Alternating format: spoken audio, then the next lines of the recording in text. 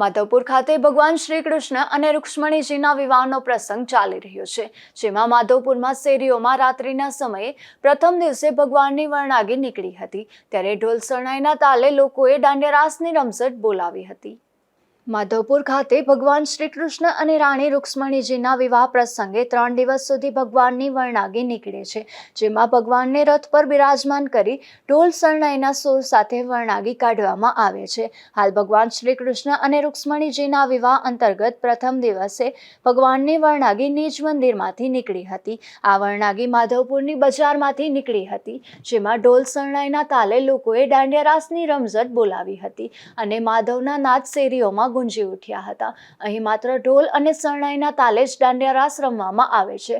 બજારમાંથી ભગવાનની વરણાગી નીકળે તે વેળાએ માધવપુરના લોકો માધવમય બન્યા હતા। લોકોએ રથને વધાવી લીધો હતો અને લોકોએ સામગ્રી ધરી ભગવાનના ચરણ સ્પર્શ કર્યા હતા અને પ્રસાદીનું વિતરણ કર્યું હતું। બહોળી સંખ્યામાં લોકો વરણાગીમાં જોડાયા હતા અને ધન્યતાનો અનુભવ કર્યો હતો। મારું નામ જસ્મીન નટોલાલ અગ્રવાલ, માધવપુર, જિલ્લો તાલુકો પોરબંદર। માધવપુર ગામ પોરબંદર જિલ્લાથી 60 કિલોમીટર દૂર છે। ચૈત્ર માસ રામનવમીના દિવસેથી માધવપુરમાં ભગવાન શ્રી કૃષ્ણ અને રૂક્ષ્મણીજી વિવાહ પ્રસંગ ઉજવાય છે। આ વર્ષોની પરંપરા ચાલી આવે છે। ભગવાન જે રૂક્ષ્મણીજીનું હરણ કરીને આવ્યા ત્યારે માધવપુરનું એક નગરી એવી હતી, ધરતી કે જ્યાં પાવન હતી, ત્યાં આવી અને લગ્ન પ્રસંગનો વિવાહ ઉજવ્યો હતો।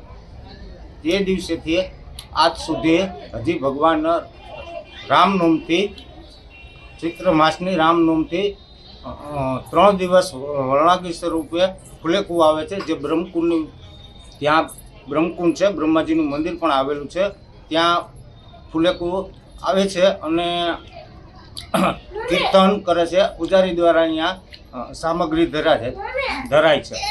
બીજું 3 દિવસ ફુલેકું આવી ગયા પછી 12ને દી ભગવાન 4 વાગે માધવરાયના નિજ મંદિરેથી મધુવન તરફ જાન લઈને જાય છે। ત્યાં ભગવાન માધવરાય તથા રૂક્ષ્મણીજીના વિવાહ થાય છે, રાત્રિ રોકાણ થાય છે, ત્યાં ચોરી માર્યા છે। સવારે 13ને દી 12 વાગે ત્યાંથી ભગવાન પાછા નિજ મંદિરે માતા રૂક્ષ્મણીને લઈ અને નિજ મંદિરે પધારે છે। આ 4 દિવસનો 5 દિવસનો મેળો ભરાય છે, ઉત્સવ છે ભગવાન શ્રી માધવરાય તથા રૂક્ષ્મણી માતાજીનું વિવાહ પ્રસંગ તરફ। આ વરણાગી દરમિયાન મોટી સંખ્યામાં લોકો વરણાગીના દર્શન કરવા ઊભા રહ્યા હતા। ભગવાનની વરણાગી નિજ મંદિરેથી નીકળીને મુખ્ય બજારમાં થઈને બ્રહ્મકુંડ સુધી પહોંચે અને બ્રહ્મકુંડ ખાતે પહોંચી કીર્તન કરવામાં આવે છે। ભગવાનના લગ્નને લગતા કીર્તનમાં પણ મોટી સંખ્યામાં ગ્રામજનો ઉપસ્થિત રહીને કીર્તનમાં જોડાયા હતા। નિપુલ પોપટ સાથે અશોક થાનકી, ગુજરાત ન્યૂઝ, પોરબંદર।